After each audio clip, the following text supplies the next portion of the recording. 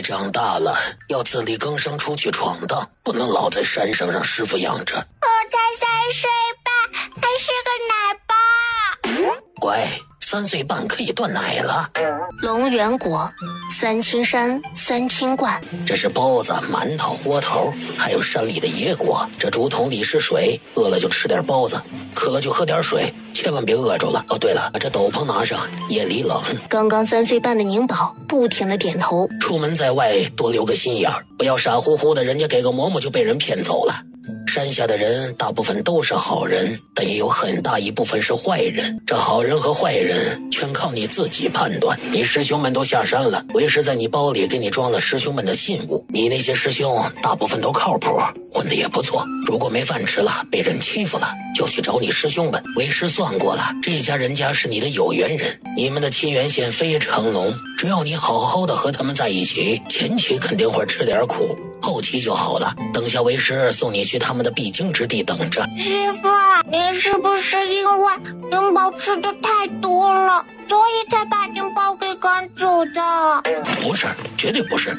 你缺金缺财缺亲缘，好不容易有家人家和你八字相合，只要你们的亲缘线能续上，以后你就是有家有亲人的孩子了。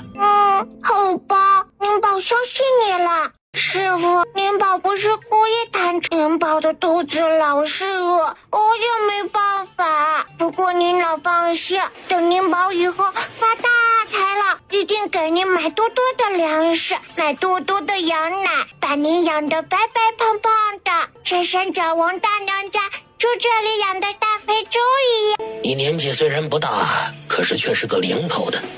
这本符箓簿为师送给你，要好好的保管，这可是我们道家祖师爷传下来的，以后就只能靠你自学了。我以前也是自学，师傅又不会。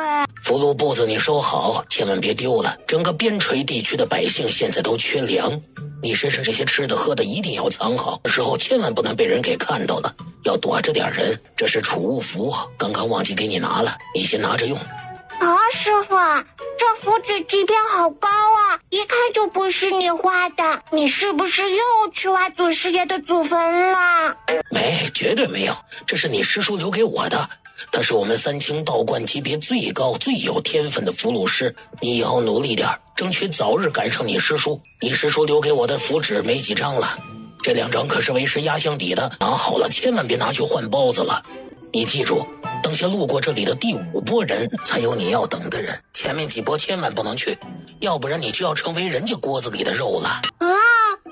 师傅，你说的怪吓人的，不过您放心，宁宝的肉是臭的，不好吃。大哥，你看这白白净净还奶乎乎的，看起来就非常好吃的样子呀。二弟这可是上等货色，肯定非常鲜美。看他一个孩子在这里，一定是被家里人给丢了。这日子本就艰难，谁家也不会拿个口粮去养个赔钱货。不过这家人也够傻的，这么水灵的货色竟然也舍得扔啊！如果自己家不忍心吃，就和别人换一下，家里人也能开荤不是？不过现在倒便宜了我们兄弟俩。哎呀，大哥，我都等不及了，我们快点动手吧，要不然的话，等下被其他人给抢了。这孩子一点防范意识都没有，自己差点就成了人家锅里的食物呢，他竟然还在说。这娃向来没心没肺呀。前边不远处有一个叫林上村的小村庄，此时大家已经收拾好行李。建飞呀，你在这里看着驴车啊，我去穆家看看。好的爹，您快去吧。他们家没有驴车，孩子又多。村长爷，穆家爷爷奶奶还有我爹娘和姑姑姑父他们马上就过来了。爷怕村长爷等急了，让我和您说一声。好孩子，我知道了。你带着弟弟们先去村口找你建飞叔啊，千万看好弟弟们，别走散喽。都是好孩子，可惜世道不好，今天离开村子，以后只能颠沛流离，不知道什么时候才能有个安稳的家呀。你看看，都和你说了轻装上阵，你这大包小包的，到时候再影响进程，大家给你添麻烦了，是不是就剩我们了？哎呀，怎么会呢？大圣哥呀，不着急，还有好几户没有到呢，我就是不放心过来看看。春平啊，我家驴车在村口呢，你把你爹背到我家驴车上去吧。大江不用了，我们自己能行。你是村长，村子里比我们家困难的人有不少，你家就一辆驴车，自己家的东西都放不下，更不要说做人了。如果我坐在你家驴车上，到时候村里这家婆娘不肯走了，那家孩子走不动了，都往你家驴车上放，你是拒绝呢还是答应呢？这逃荒路上本就很难，要想活命，我们必须要团结一致，但也要有分寸距离，要不然村里人饿急了累疯了的时候，可能连我们自己村的东西都抢。我们兄弟从小露着腚一起长大，这里也没有外人，有些话我就直说了。大圣哥您说，你是村长，以后我们林上村几百口人就靠你指挥了，你不能一味的做好人，该强硬的时候必须强硬起来，要不然这一路上有的烦了。大圣哥呀，还好你提醒了我，要不然那些个婆娘撒起泼来，那还真不好办。这样吧，你家孩子多，可不能走在最后边，等会儿你们就跟在我们家后面，大家路上也能够互相照应。好的，那我们快走吧，时辰不早了，反正要走，还是快点出发吧。天灾人祸，我们继续留在这里是没有活路的。我再问一遍，你们是否愿意随林某一起南下逃荒？如果不愿意，可以自行留下或者离开。愿意，我们愿意。听说南边气候温暖，又风调雨顺，留在这里死路一条，我们愿意跟着村长去南边找生路。好，大家既然都已经决定了，那我们就一起南边闯闯。马上要出发了，这有些事情我提前声明，我们这一路上不会太平，大家如果想好好活命，遇见事情的时候就不能往后缩，我们只有拧成一股绳，这才有胜算的可能。大家都记好了，这一路上我们不主动惹事儿，但是也不能怕事儿。我们村儿一共是51户人家，男女老少473口人。我希望我们到南边的时候，人数能多不能少。为了大家的安全，每户必须出一个劳壮力。我在这里先声明一件事情，沈家是春平媳妇沈氏的娘家人，他们是来投奔穆家的，就是一家人。既然是一家人，需要出人的时候，他们出一个就够了。如果有些个多事的女人瞎计较，那就去问问你男人，你公爹，我大圣哥没受伤之前有没有救过他们，或者有没有帮助过他们？这件事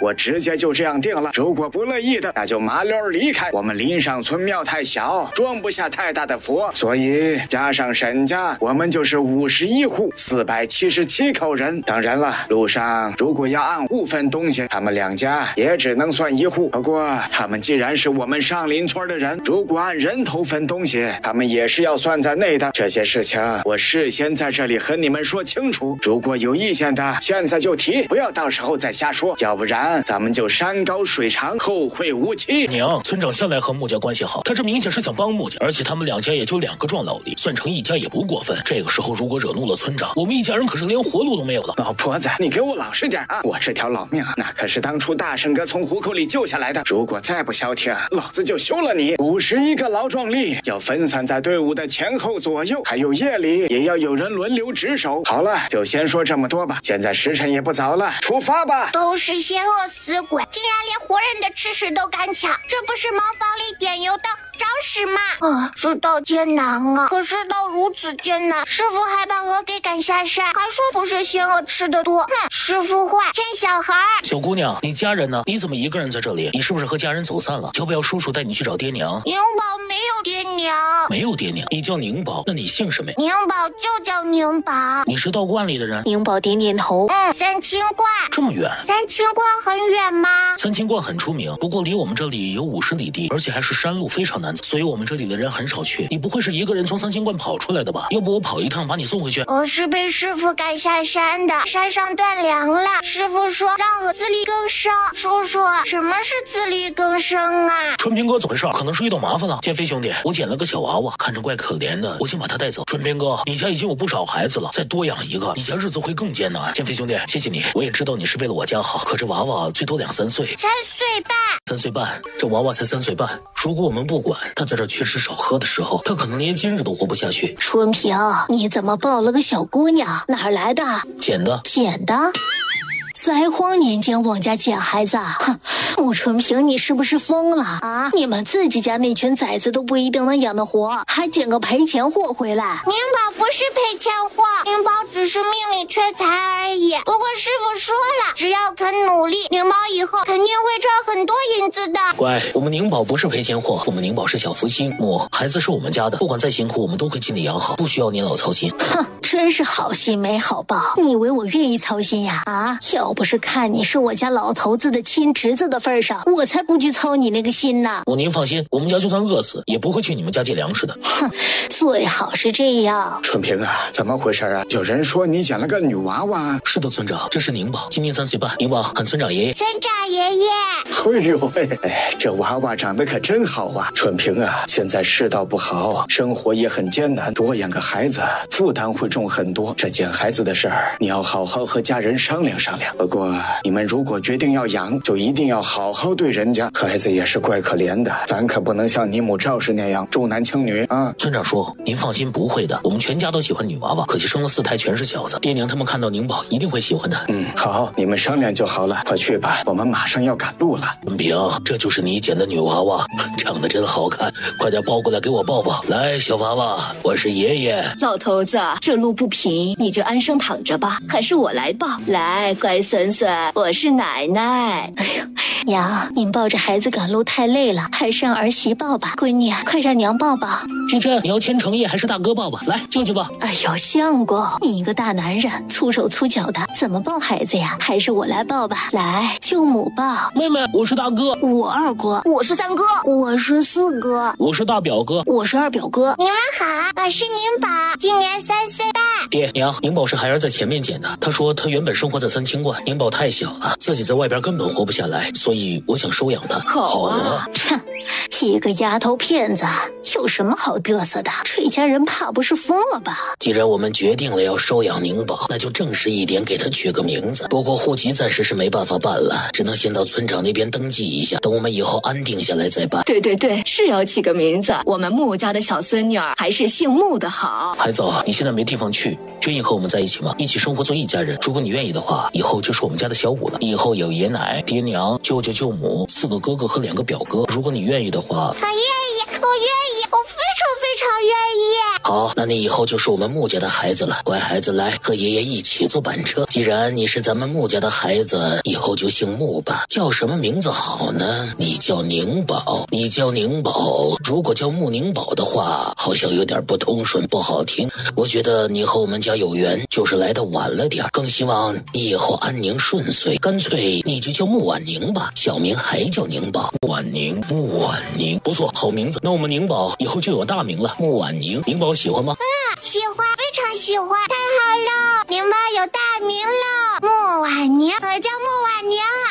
春平啊，看你这个样子，是商量好了？是的，村长说商量好了，那孩子我们决定留下来了。我以后有女儿了，俺爹给我闺女起名叫穆婉宁，小名宁宝。哦，对了，村长说我们现在飘忽不定，也没办法上户籍，你那边先帮忙登记一下，等我们村安定下来，再给孩子上户籍。穆婉宁，好，我知道了。抽空啊，我就给你们写到册子上。大家担心人数会越来越少，你看咱们村才刚出发就多了1口人，这是好兆头啊！我们村以后一定会人丁兴旺，越来越好的。越来越好，肯定会越来越好。说我去前面了，刘大哥，我有闺女了，她叫穆婉宁，小名宁宝，她可乖了。孙大娘，我有闺女了，长得可好看了。柱子兄弟，我有闺女了。娘，大嫂，我有一件颜色鲜艳的料子，还是前几年我夫君买过来的，我觉得颜色太艳了，就没舍得用，就想着将来家里有了女娃娃，好给她做衣服穿。出发前收拾行李时，我看到那块布，还想着这么好看的布没机会用了，没想到今日就能派上用场了。刘清如也拍了拍自己的包袱，婶子，玉珍，我这里也有一块好料子，很适合小姑娘，就是料子不大，不过呀，给宁宝做2双绣花鞋肯定是够了，剩下的可以再做几朵绢花。我记得玉珍做绢花的手艺不错。好，你们都是好孩子。宁宝到了我们家以后啊，就是我们的孩子了。那孩子也是个可怜的，以后啊，咱们要加倍的对他好。你们都做了衣服鞋子，老婆子我就给宁宝做几件里衣吧。我放的有点细棉布，一直没舍得用，刚好拿出来给宁宝做几件里面穿的衣服。小姑娘娇弱，不像泼小子。里面穿的衣服啊，不能将就。我这细棉布可是派上用场了。可惜我们现在要赶路，想做衣服也没时间，而且这路上人多眼杂的，好东西不能往外拿，才不外露。万一被其他难民给盯上了，可就麻烦了。哎呀，对，现在不是穿新衣服的时候。我们家宁宝本就长得讨喜，如果再穿一身靓丽的新衣服，那就太显眼了。这逃荒路上可都是穿得破破烂烂的，如果宁宝穿得太过显眼，会不安全。哎，对了，刚好程烨前2年穿小的衣服，我都没舍得丢。想着衣服虽然是其他孩子们穿过的，有点旧，可是洗干净了，糊鞋底还是挺不错的，所以就都拿着了。等休息了，我挑几件好一点的改先给宁宝穿。我看那孩子身上穿的还是道袍，没个换洗的衣服也不行，就委屈他先穿哥哥们的旧衣服吧，穿的和村里孩子差不多，挺好的，这样也不会太过显眼。大家都在激动的为宁宝打算，而此时的宁宝却早就魂魄离体了。黑白无常，不对，宁宝摇了摇头。阎罗殿，阎罗殿，我只是睡个觉而已，怎么现在跑到阎罗殿来了？以前可是从来没出现过这种情况，虽然曾经也经常在梦中学画符，那梦非常真实，就像有人在教我一样，而且梦中学的符到第2天轻轻松松就能画出来。梦中画符有过，可是这梦中来阎罗殿可是第1次。不过既然来了，刚好和阎王爷好好谈谈。阳间现在有那么多游魂，难道他就不管吗？你是阎王爷？本王正是这地府的主子阎罗王。你又是谁？你擅闯阎王殿可是有下油锅的。来评理的，我就想问问你，你既然是阎罗殿的阎王，这阳间的鬼魂灵体的事，是不是该归你负责？阎王爷看着下方的小人儿，对，没错，阳间的鬼魂是归我们阎罗殿负责。本王没猜错的话，你应该不属于阴间，魂魄离体太久对你身体不好，所以你有什么事尽管说。果子你如果喜欢，等下我让人给你装点。喜欢，去拿筐果子过来。阎罗王，你可知道阳间的鬼都快成灾了？不可能啊，我们这边完全是按照生死簿上面的时辰过去引魂的，绝对不可能误了时辰。不过这阳间向来有怨气重的孤魂野鬼，这也都是极个别的，这些鬼魂是不可能在阳间成气候的，除非是军乱或者天灾。就算是天灾人祸，这人死了不就应该到阴间报道吗？然也，这属于我们阎罗殿内部制度问题，不方便透露。要不这样吧，我看姑娘浑身金光笼罩，对道家法术造诣颇深，干脆姑娘就帮忙把阳间游荡的鬼魂给收了。如果姑娘愿意帮忙，本王愿意答应姑娘3件事。5件，少1件都不行。好，5件，不知是哪5件，说来听听。不过咱先说好，本王可是不是万能，分内之事本王绝不推辞，无能为力的事可就不行了。放心，我心里有数，具体是什么事，我现在还没想好呢。先记账吧，等想好了我再来找你。你要给我一个信物。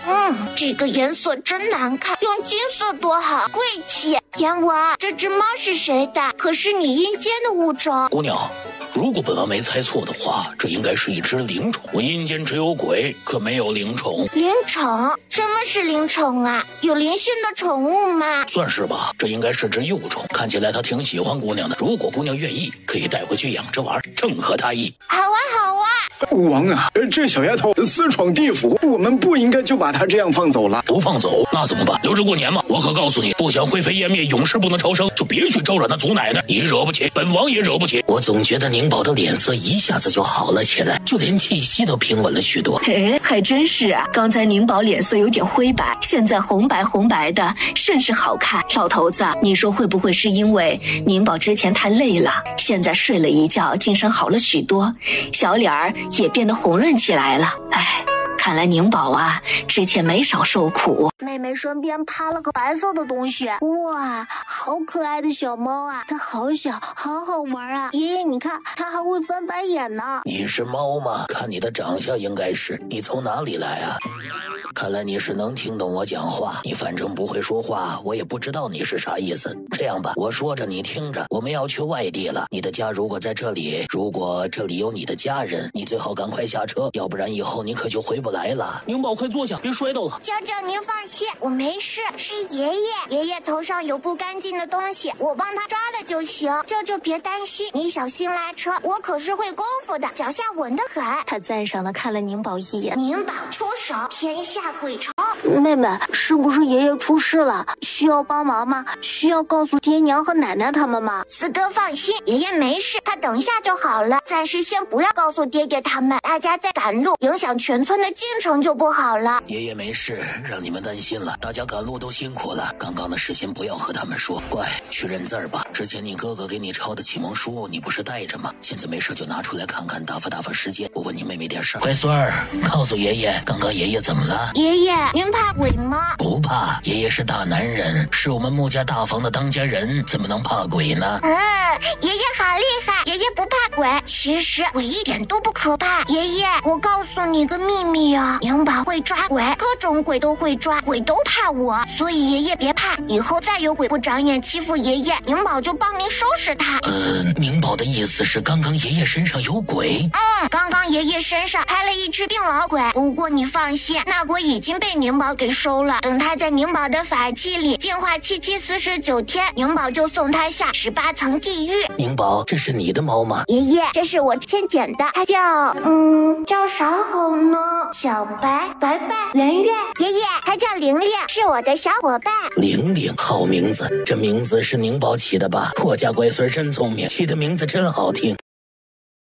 不许动我妹妹的猫，快放下！我不就不！穆成业，你是不是想妹妹想疯了？竟然喊一个捡来的丫头片子做妹妹！你家如果喜欢丫头片子，可以找我家要啊！我奶说我家有3个赔钱货。穆成荣、招娣姐、潘娣姐和来娣姐，她们是你的亲姐姐，也是我的堂姐，不是赔钱货，也不是丫头片子，你不可以这样喊她们。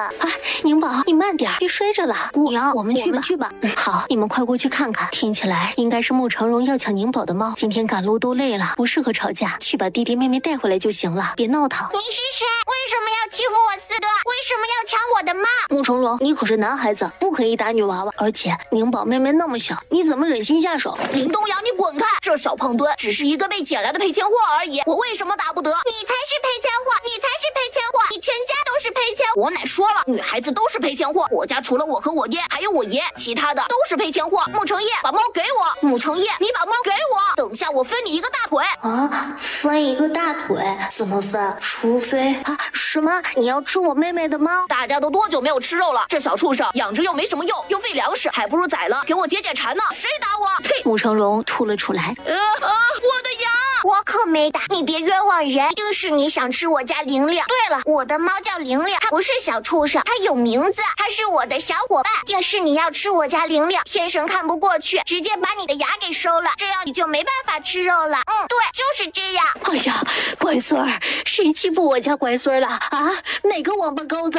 刚刚我们可都看到了，我家宁宝和程烨离穆成荣可是挺远的，他们根本没有碰过穆成荣。穆成荣自己站在那里突然受伤了，这和我家弟弟妹妹没有关系。对，没有关系。穆成荣看到自家奶奶过来，立马拿开捂着嘴巴的手，大哭了起来。是不是你们打的？不是我们打的，我们离他远着呢。是穆成荣要吃妹妹的猫，天神震怒了，所以才收了他的牙。你个死孩子，瞎说什么呢？什么天神？天神是你能乱说的吗？你是不是不想活了？你们二房的孩子是越来越没有教养了。今天我就替你爹娘好好教训教训你。大奶奶，你不是不相信是天神收了穆成荣的门牙吗？那我们就来打个赌，你敢不敢和我打赌？不敢就是胆小鬼。打赌就打赌，我才不怕你呢。你说吧，怎么赌？这赌很简单，我们就对天发誓，我发誓没有碰你，你发誓我们碰了你，谁说谎就会被天打雷劈。怎么样？你敢吗？发誓就发誓，有什么不敢的？你先来。妹妹，我来。如果要被雷劈，就劈我吧。对，让程烨来。你放心，我不会有事的。还是妹妹最好。我穆婉宁发誓，刚刚没有碰穆成荣一根手指头，若有半句假话，愿被天打雷劈。该你了，这天都旱得要着火了，还打雷？你们就是把天捅他，他也不会给你打个雷下来。我穆成荣发誓，刚刚是穆成业和小胖妞把我的牙齿打掉的，若有假话，愿被天打雷劈。天上一丝乌云都没有，怎么可能会下雨？这是晴空霹雷啊！咦，羞，这么大了还尿裤子？宁宝刚满月就不尿裤子了。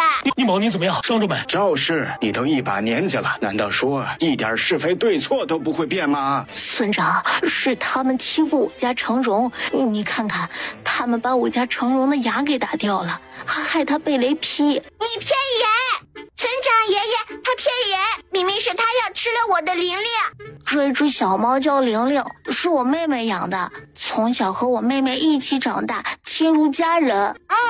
玲玲是宁宝的家人，她好小好小的一只。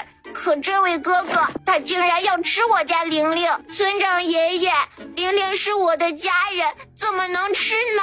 虽然我的玲玲是一只猫，可它不是普通的猫，它是我宁宝的猫，宁宝誓死都会保护它。猫在人在，猫亡人亡。哥哥，求求你不要吃我家玲玲，不要吃我的家人好不好？我家玲玲这么小一点点，除了皮毛没有肉肉，真的，不信你看。你个死丫头，是不是有点傻呀？一只破猫竟然当家人！我奶说了，现在是荒年，所有一切能填饱肚子的东西都可以吃。我可是我们家最重要的人，我吃你个破猫怎么了？快点把猫给我，我今天就要吃肉！奶奶，我要吃肉，我要吃肉！赵氏，你家成龙都被你给惯坏了。就是那猫是人家小姑娘的，不能说你孙子想吃就非得给他呀。难道说我看上财主家的金银珠宝，财主就得双手捧着送给我呀？就是呀，这也太霸道了。再说了，见过吃鸡吃鸭的，可没见过吃猫的。而且你看看那只小猫，只有巴掌大，剥了皮就剩骨头了，怎么下得去嘴哟？我大孙子想吃猫就吃猫，又没吃你们家的，关你们什么事儿啊？大奶奶，你想干什么？你是要明抢吗？哼，明抢又怎样啊？你还想打我不成？我告诉你，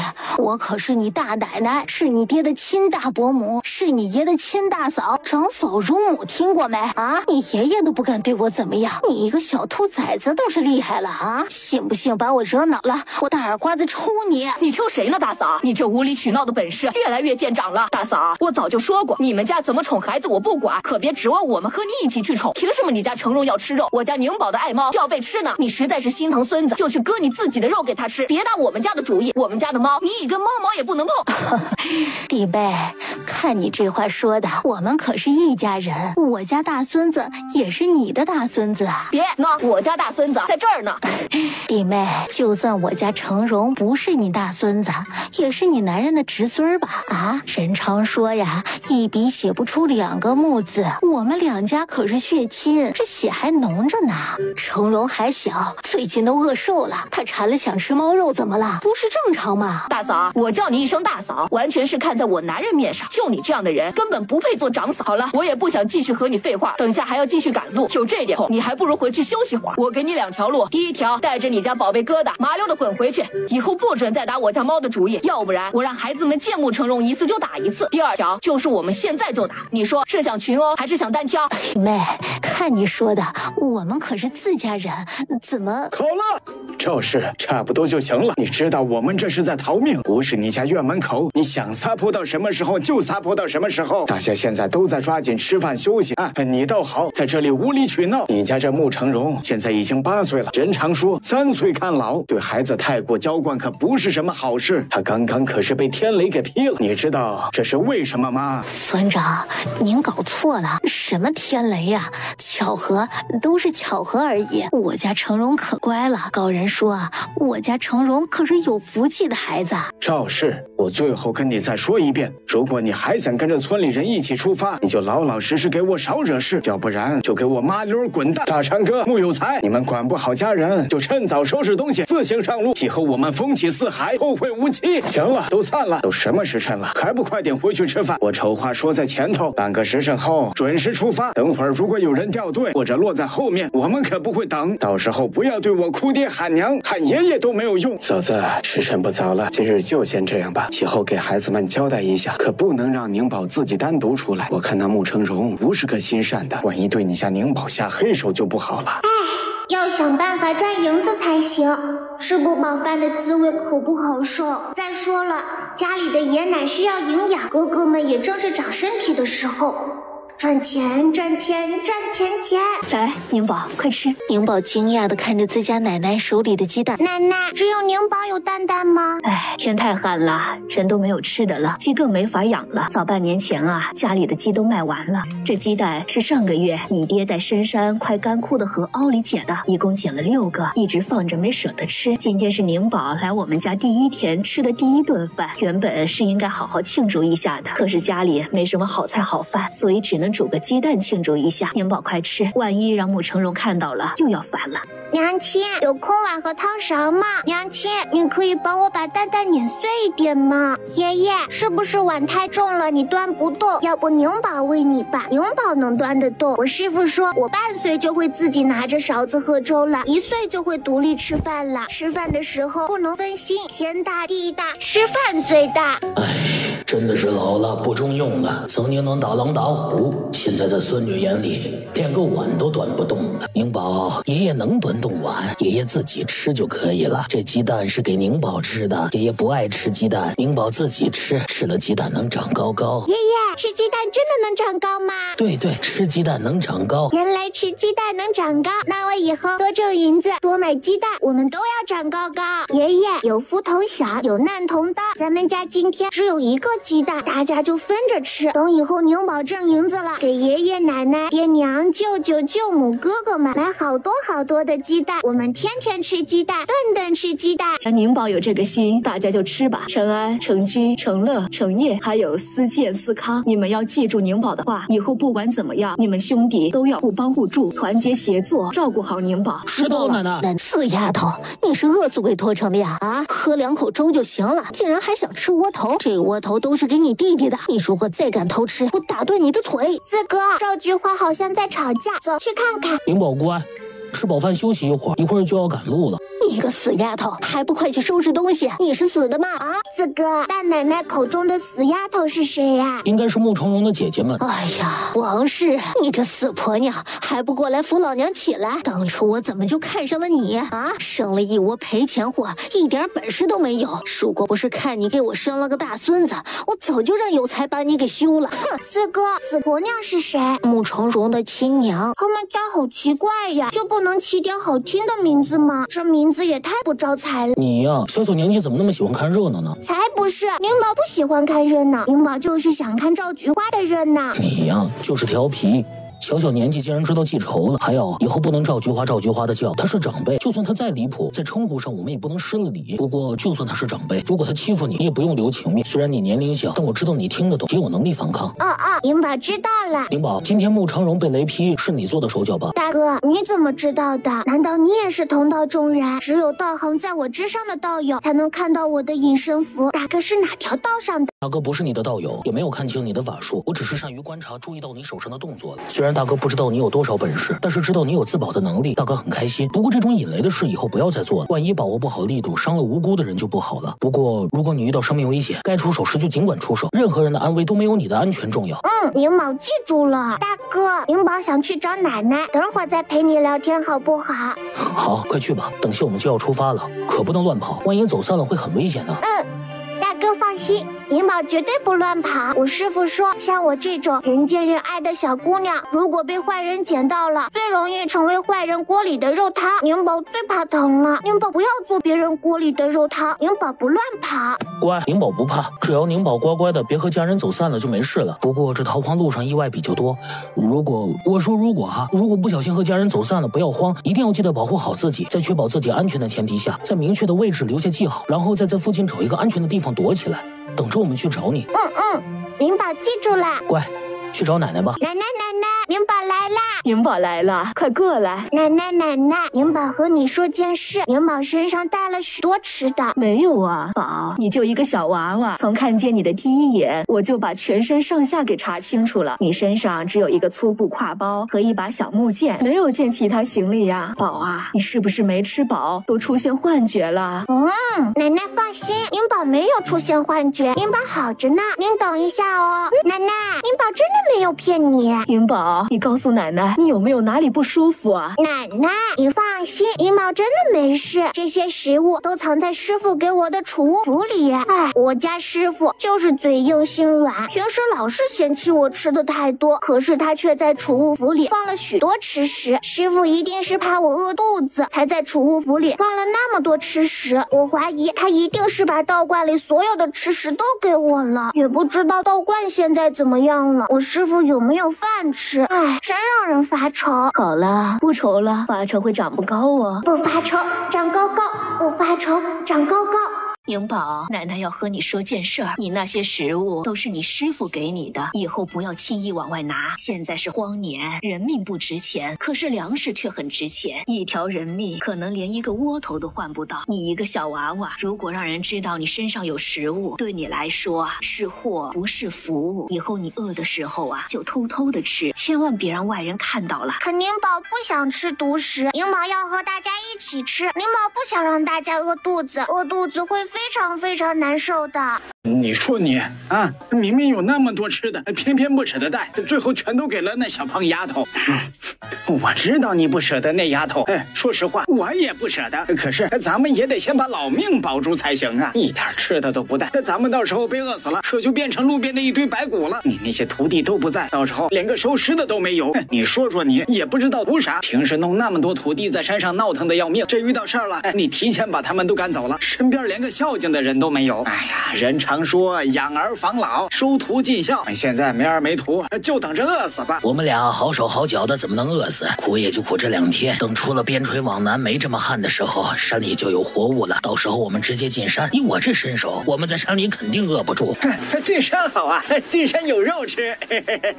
不对呀，你不是整天和那小胖丫头说道士少吃荤多吃素吗？也就那单纯的丫头才信你的鬼话。道士少吃荤，你真好意思连这种话也说得出来？我看你平时没少背着宁宝去后山烤野鸡，等我见到宁宝，我一定要告诉他你背着他吃独食。谁说的？我可没说。再说了，你以为那丫头没吃吗？我只是说少吃荤，又没说不让她吃。她单纯好骗，她那群师兄可不好骗，他们早就告诉她道士可以吃荤了。还不是因为那丫头太能吃了，每天青菜馒头我都要养不起了。她如果再吃肉，就她那饭量，一顿能吃下几只鸡，把我这把老骨头卖了也养不起。所以我干脆直接在源头截断养蛙成本，从小就让她习惯吃素。你看现在多好，肉放在宁宝面前她都不怎么吃。小徒子他们向来宠宁宝，宁宝想吃肉的时候就去找他师兄，每次都能吃得肚子溜圆。哎，不知道那小丫头现在怎么样了，也不知道那家人对她好不好，她有没有吃饱啊？救命啊！救命！求求你们给点活路吧，我们就这一点吃的了。你们可要考虑好了，如果你们掉队了，我们是不会回头找你们的。你们再看看那些痛哭的人，识相的把你们身上的水和吃的都拿出来，要不然别怪我们哥几个不客气。大爷，行好吧，我们真的没有吃的了。没有吃的？你拿我们哥几个当傻子玩呢？没吃的，你怀里的胖小子手里是什么？大哥，我们就剩这半个窝头了，原本是留给孩子吃的，现在全部给大哥，求大哥放过我们吧。别废话，快点把其他吃食和水都拿过来。没有了，真的没有了。那边有2个丫头片子，都给你了，是吃是卖还是收房，全部凭你喜欢。毒妇，他们可是你的孩子，你竟然这么狠心，动作麻利点，我们只要粮食和水，不要孩子。赔钱货，都是你们这些赔钱货，老娘生了你们，可真是倒了8辈子霉了，都给我老实待着，等下拿你们换粮食。娘，你已经把大姐换粮了，求求你别把我和妹妹换粮，我们不吃饭，一点都不吃，全给弟弟吃，娘。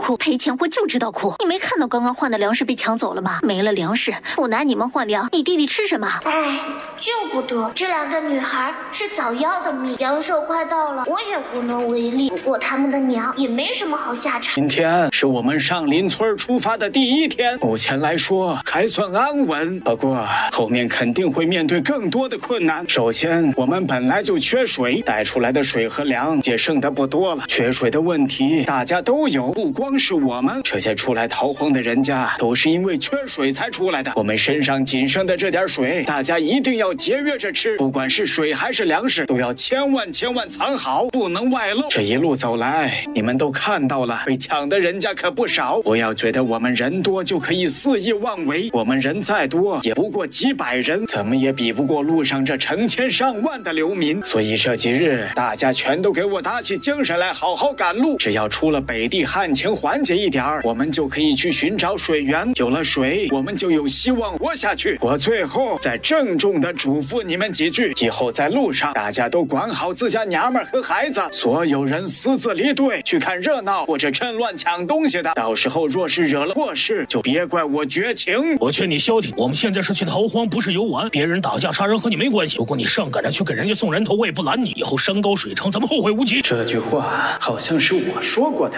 这这小子还挺会现学现卖的。对了，和大家再强调一下，以后大家生火做饭时千万要注意用火安全。现在这么干旱又缺水，地上的枯草干柴什么的最容易着火，现在可是连吃的水都没有了，万一着了火，我们可就只能等死了。所以不管在任何时候生火做饭的时候千万要小心，我们离开营地时也要保证火全部灭掉，最好是挖坑把所有火种都埋起来。去玩吧，别跑远了，就在边上玩，碰到坏人就大声喊。奶奶放心，我会看好妹妹的。看运气，这里一看就风水不好。宁宝啊，怎么了？是不开心吗？还是哪里不舒服呀？要不要村长爷爷把你送回去？村长爷，可以换个营地吗？刚刚安营之前，你爹和减肥叔去打探过了，这附近就这么一处地势平坦，又有干柴适合我们这么多人安营的地方，所以如果没有特殊情况，今晚应该就在这里过夜了。村长爷，这几张符您拿着，可以辟邪的，给家里人每人分一张，贴身放好。哎呀，那谢谢宁宝了。我去旁边看看，你们就在这边玩啊，别走远喽，外边的坏人那可是会吃小孩的。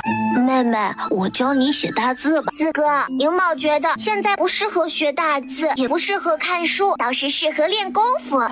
练功夫？宁宝连忙点点头。对呀，练功夫。四哥，你看我们今天刚出发一日，路上就碰到那么多人，有许多人喜欢抢人东西，也喜欢打人。如果我们每个人都会功夫，是不是就不怕他们啦？这样的话，我们不仅不用大人保护我们，还可以保护爷爷奶奶、爹爹娘亲和舅舅舅母，还有哥哥们。妹妹说的有道理，现在是乱世，不应该只学文，而应该文武一起学。只有我们自己和家人安全了，我们才能安下心做学问。妹妹，我可以跟你学功夫吗？可以，当然可以。四哥，要学功夫，首先要基本功扎实。我们第一步就是扎马步，现在就开始吧。以后我们每天早晚扎一个。算了，刚开始还是小半个时辰吧，1个时辰我怕你受不了。崇业、宁宝，你们是在玩游戏吗？东阳哥哥，我们在练功夫，你先不要打扰我四哥，他现在不能开口，一开口就散气了。练功夫？宁宝，你们练的功夫是可以打兔子，可以打野鸡，还可以打坏人的功夫吧？对呀，东阳哥哥，我们练的就是可以打人的功夫，我打坏人可厉害了，一打一个准，从不落空。东阳哥哥要练吗？宁宝可以教你呀。你不知道，我师兄们都说我力气大，我沙包大的拳头打坏人，打一个飞一个，就连3清山后山的老虎看到我都害怕。我师傅说我可是很有天赋的武者，除了吃的多点，其他没毛病。宁宝打老虎，怎么看起来那么没有说服力呢？他一个小娃娃，还不被老虎给一口吃了？虽然林东阳对宁宝打老虎的事儿有点怀疑，但是对练功夫他一点都不排斥。林东阳也学着宁宝的样子，站在沐橙叶旁边扎起了马步。呸！屁大点孩子，奶都没断还练功夫？奶，我也想去学功夫。想什么呢？还学功夫？那野丫头嘛，一个刚断奶的娃娃会功夫，鬼都不信。某个鬼，你不信我信，有事说事别扯鬼，要不然鬼会死得很冤。他赵菊花都几10岁的人了，整天和几岁的小娃娃计较，他也真做得出来。如果不是在外，我肯定不忍他。什么玩意儿啊！都出来逃荒了，大嫂整日还有精神和孩子们计较。有时候我也很纳闷，我大哥怎么就不知道硬气起来？整个家被他折腾得乌烟瘴气的。你看他们家几个丫头被折腾成什么样，再看看他们家成荣，原本多好个孩子，现在被宠得越来越没规矩了。有时候想想，一笔写不出2个木字。不管怎么说，我们都是血脉相连的亲人，出门在外本应该好好团结一致对外，争取把家里人齐齐整整的带到南边安家。切，你不会是坐车坐傻了吧？我们在大房一家身上吃了多少亏，你心里没点数，还想着和他们一条心呢？你想和人家一条心，人家要肯才行。我可警告你啊，这一路上处处都是生死，大房那一家我可不想沾染，我可不想做吃力不讨好的事儿。媳妇儿，你放心吧，我不会不顾我们一家老小生死的。你心里有数就行，你自己在这坐着吧，我去那边找玉珍，找个针线给宁宝做2身礼衣。这孩子啊，既然来了我们家，就不能亏待他。女孩子更要干净，我看他过来时啊都没带衣服，这这女娃娃可不像男娃娃那样操养，外边的衣服还能凑合一下，这里边穿的衣服啊，都必须要干净勤换。那是应该做的，而且现在都秋天的天气，马上冷了，宁宝没有厚衣服也不行。老婆子，你看如果不行，把我的棉衣拆了，给宁宝做件衣服，千万不能冻着孩子。这针，你这边有多余的针线吗？给我找一副，我的针线筐也不知道塞哪里去了，我刚刚找了一会儿没找到。啊，有的娘，我这就给您拿。婆娘，一针嫂子，我看你们正在忙着做衣服，才想起来我家佳玉啊有2件衣服穿不上了，你们要是不嫌弃的话，可以先拿给你家宁宝穿。夏英，你有心了，这衣服啊我家宁宝正能穿呢，这可都是压箱底的衣服，找出来肯定不容易。婆娘，找个衣服而已，费不了多少功夫，不过咱们家条件有限，佳玉的衣服大多有点破了，只要你们不嫌弃就行。哎呀，什么嫌弃不嫌弃的，咱们农村人穿衣服没那么多讲究，只要干净整齐就行。夏英妹子真的是很感激你啊，我今天紧赶慢赶就赶出来1件衣服，每天要赶路也没工夫做针线，有你送来这衣服，我家宁宝也有的换洗了。夏英妹子，家里也没什么好东西，这菜干是我之前晒的，你带回去给家里添个菜。嫂子，你家孩子多是长身体的时候，菜就留给孩子们吃吧。娘亲、奶奶、舅母，我回来啦！哎呦，你俩这是干什么去了？怎么出这么多汗呀？宁宝，快过来，娘亲给你换换衣服，天马上都黑了，夜里有点凉，穿着汗湿的衣服容易得伤寒。现在我们不在家，万一生病了可就麻烦了，连个大夫都找不到。娘亲不怕，宁宝会医术，虽然我以前偷懒了，医术只学会个皮毛，不过你放心，我大师兄给我准备了许多药，师傅说当饭吃都够我吃好几个月。你这孩子胡说什么呢？谁会拿药当饭吃啊？别胡说，不吉利。知道了，奶奶。宁宝，你看喜欢吗？奶奶、娘亲、舅妈，好看吗？好看，真好看，我家宁宝呀是最好看的。宁宝也觉得自己很好看，谢谢娘亲和奶奶给宁宝做衣服，谢谢舅母给宁宝做包包，宁宝很喜欢，谢谢你们。你身上这衣服不是娘做的，娘做的衣服还没做好，这衣服呀是你夏英婶婶送来的。这衣服虽然是你佳玉姐姐穿过的，但也都是洗干净的，希望宁宝不要嫌弃。我不嫌弃，不嫌弃，婶婶能给我衣服，说明喜欢我，宁宝应该和婶婶说声谢谢。娘亲，夏英婶婶是东阳哥哥的娘亲吗？是的，那等下你看到她，自己和她说声谢谢。奶奶、娘亲、舅母，这些符纸是驱邪保平安的，你们拿着，等下分给哥哥们，还有舅舅、爹爹，一定要保证我们家里每个人都人手一张，最好是贴身放好，这样妖魔鬼怪就不敢靠近你们啦。今天这附近阴气重，可能是因为荒年死的人太多了，不过有宁宝在，什么鬼我们都不用怕。夜里娘亲你们如果要上茅房，一定不要单独行动，最好是喊我一起，我帮你们把风。你们知道的，咱们家粮食不多了，这些窝头也不是我们自己家的，这是宁宝自己带来的。至于他是怎么带过来的，粮食放在哪里了，你们不用过问。为了宁宝的安全，越少人知道越好。宁宝虽然人小，可他饭量大，他师傅也是怕他饿肚子了，所以才把道观里为数不多的粮食全部给宁宝带上了。我本来想着宁宝自己带来的粮食让他自己吃，我们不能动，可宁宝不肯吃独食，非要和大家分享，所以今天晚上孩子们一人分半个窝头。你们要记得妹妹的好，以后要保护妹妹，为妹妹撑腰。哥哥不，妹妹吃。大哥不乖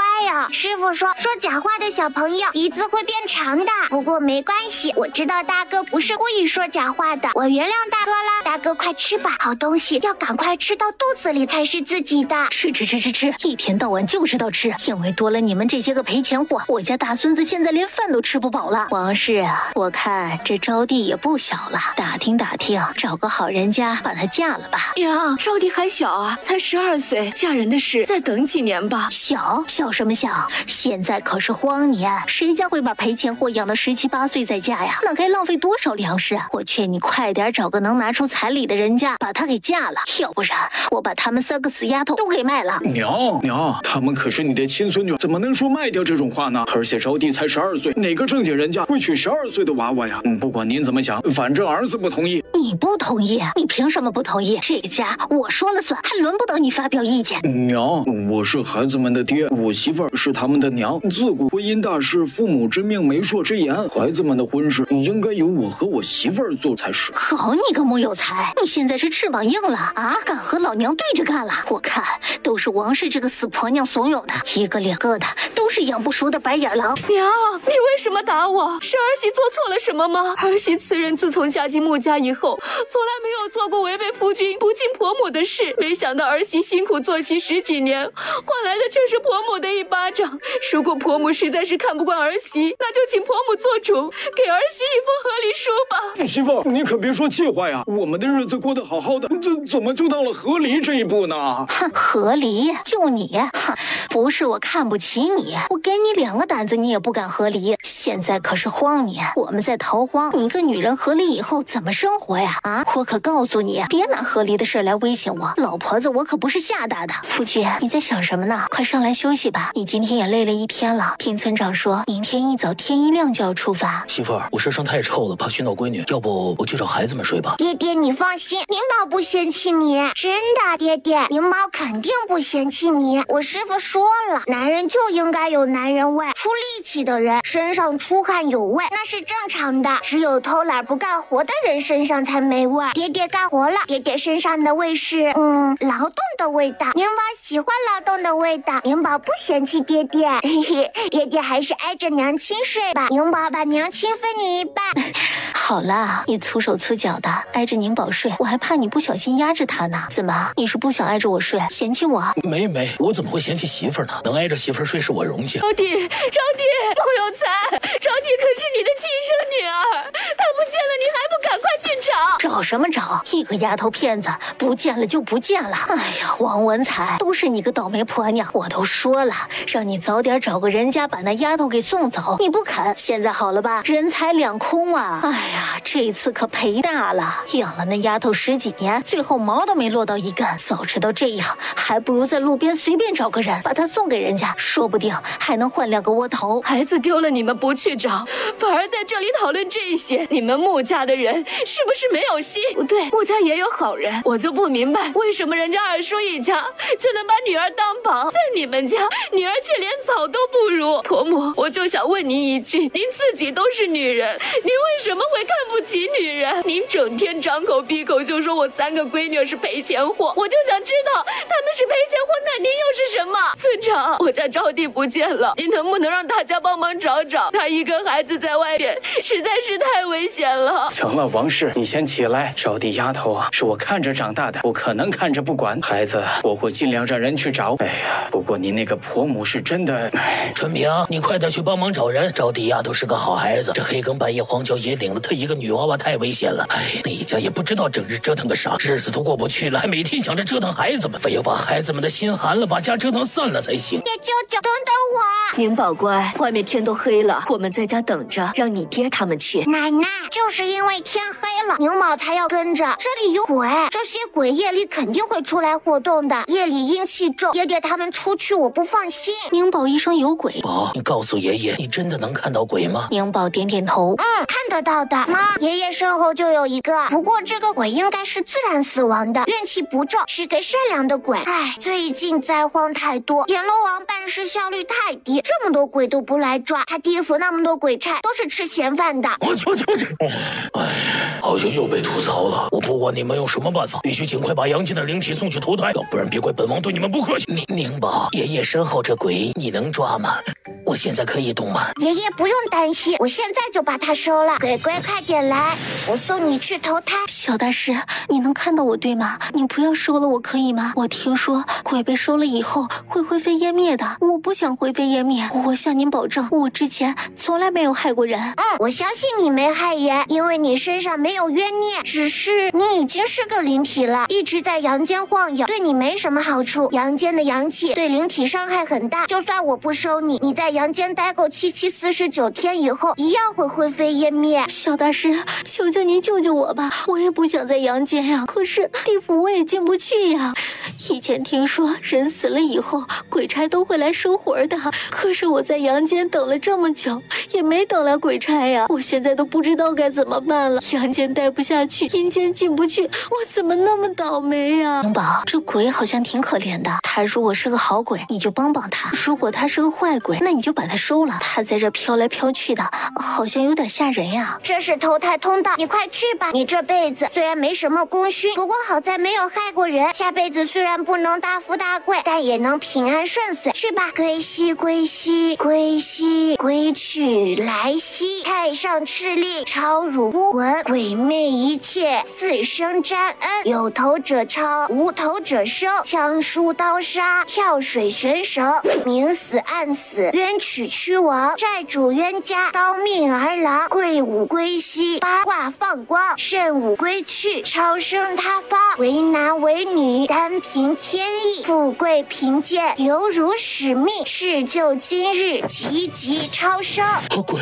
鬼，宁宝，我们这周围有好多鬼。我家乖孙儿真厉害，连鬼都能抓。那是我师傅说我是100年不对，是1000年难得一见的玄学奇才。别看我年纪小，我可是我们3清卦最有灵性的符箓师、命相师、卦象师，反正我是我们道卦卦符算卦最厉害的。师傅还说我是祖师爷追着给饭吃的人。哎，这祖师爷也不知道咋搞的，整天追着给饭吃，我也没有吃饱，也没有长高。奶，我觉得我们祖师爷有点不行。春平哥，你起来了吗？我们要去找招娣，你去不去？去，这就来。平哥，天这么黑，夜里冷，要不要把宁宝送回去？减肥，这夜黑风高的，周围阴气太重。我们家宁宝是道观出来的，别看我们家宁宝年龄小，捉鬼画符那可是一流的，所以抱着宁宝，说不定对我们有大帮助。一个奶娃娃画的符纸肯定是过家用的，这你也信啊？嘿，你个臭小子，这么大了心还是这么浮躁。我可告诉你，宁宝这张符不管好坏，你都要贴身放好，不管有没有用，总归是没有坏处。而且人家宁宝能够给我们护身符，这说明是关心我们。我告诉你，不管什么时候都不要小看任何一个人。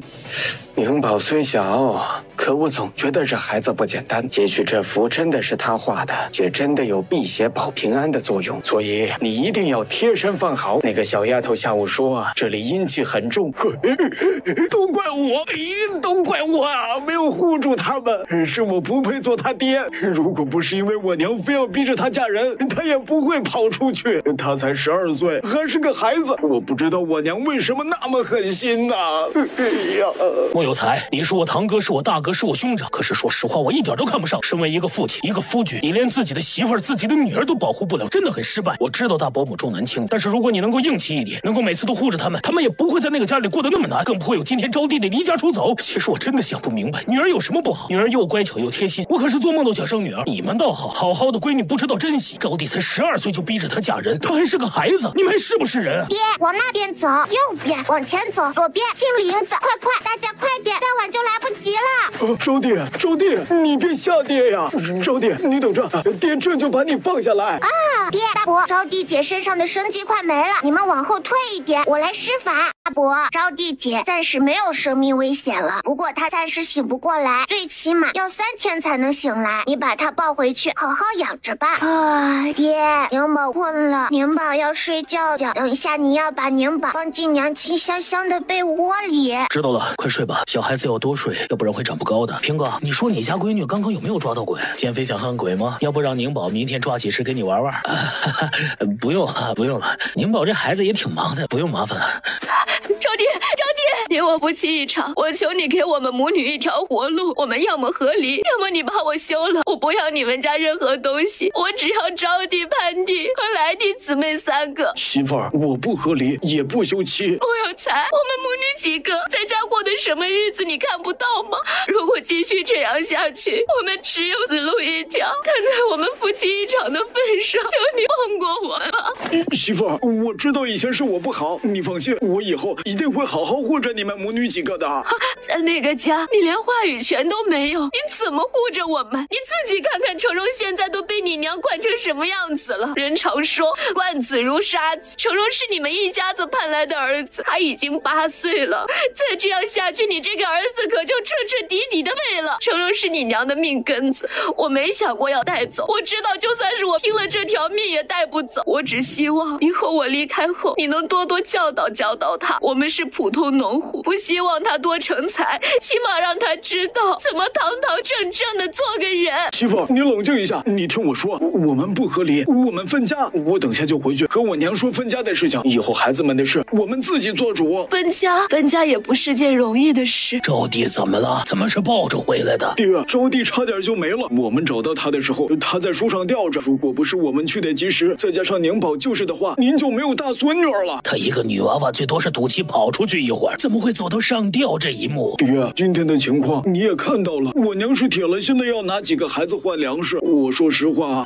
我们家在上林村虽然不是最富的，可是也不是最穷的。人家村里没有一户人家拿孩子做交易，为什么我们家却要这样做呢？有才，爹，我准备分家了。分家？木有才，你疯了！我和你爹活得好好的，你分什么家呀？娘，就是因为您和爹活得好好的，所以儿子才要分家，要不然的话也不用麻烦了。肯定是你这个死婆娘，是你挑拨我儿子让他分家的。你个死婆娘，整天哭丧着脸，一副丧门星的样子。我家是倒了8辈子霉了才娶了你。什么情况？都这么晚了还不休息？明天还要赶路呢，一天天的都不知道消停。这赵菊花真是越来越过分了，自家孙女儿都被他逼得上吊了，一点都不知道亏心。亏心？他若知道亏心，他就不是赵菊花了。你知道今天为什么招娣会跑出去吗？这穆招娣可是赵菊花的亲孙女，她竟然要逼着刚刚12岁的穆招娣嫁人。说的好听是嫁人，说的不好听就是随便找个人把孩子拿去给人家换粮食。说白了，不就是卖孩子吗？这灾荒年谁家过得都苦，可也没人想着去卖孩子呀。招娣那丫头从小就乖巧懂事，放在谁家里都是放在心尖尖上疼的人，可她赵菊花眼里只有孙子。我就搞不懂啊，孙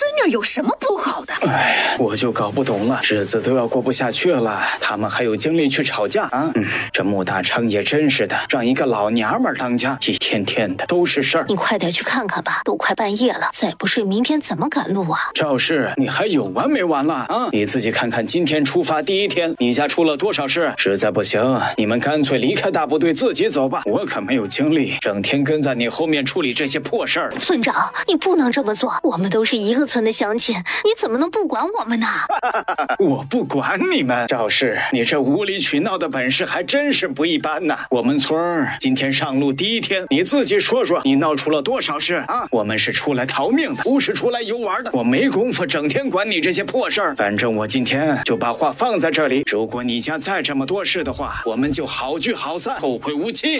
村长说，对不起啊，给您添麻烦了。确实挺麻烦的，有才呀，你是个好孩子，可就是太好了。我知道你孝顺，将来你娘说什么就是什么，不能说你这样有什么不好。可就是你娘那种性格，你一味的顺从，只会让你媳妇儿和孩子日子过得更加艰难。你今年31岁了吧？这个年纪早该顶门立户了。话我就说这么多，你自己好好想想。村长说我想分家，麻烦您帮忙主持一下。你说什么？村长说我想分家，我媳妇儿要和我和离。经过今天的事儿，我也想明白了，分家是最好的选择。如果继续这样下去的话，只能落个妻离女散的下场。叔，我娘的脾气你也知道，改变她的想法太难了。为了几个闺女，为了我媳妇儿，所以我只能选择分家。不过我分家并不是不再管他们，该孝顺的我还是会孝顺，但是孩子们的婚事只能我们夫妻俩做主。你想好了？我想好了，求村长叔做主。好，既然想好了，就尽快解决。我看你爹娘都还没有睡，明天大家伙儿都还要赶路，也没有时间处理这些，干脆现在就去说吧。不过你要做好心理准备，以你娘的脾气，分家那应该不会给你分太多东西。我们这才刚刚出发，这一路上你会过得非常艰难。叔，我想好了，只要能分家，我什么都不要。越往南走，旱得越轻，我们挖点野菜，找点野物，虽然辛苦，可总归是一家人在一起。如果不分家的话，我那几个闺女早晚会被我娘给卖掉。分家可以，那几个丫头片子的婚事我也可以不管，可是我的大孙子我不能不管。还有啊，分家以后家里可没有银子和粮食给你。你怎么一直哭的我都不能好好睡觉了。我爹说了，不好好睡觉会长不高的。说说吧，为什么要引诱我招娣姐上吊？小天使饶命，是小女子鬼迷心窍了。我就是觉得自己生前好可怜，刚好遇见了和我一样可怜的女孩，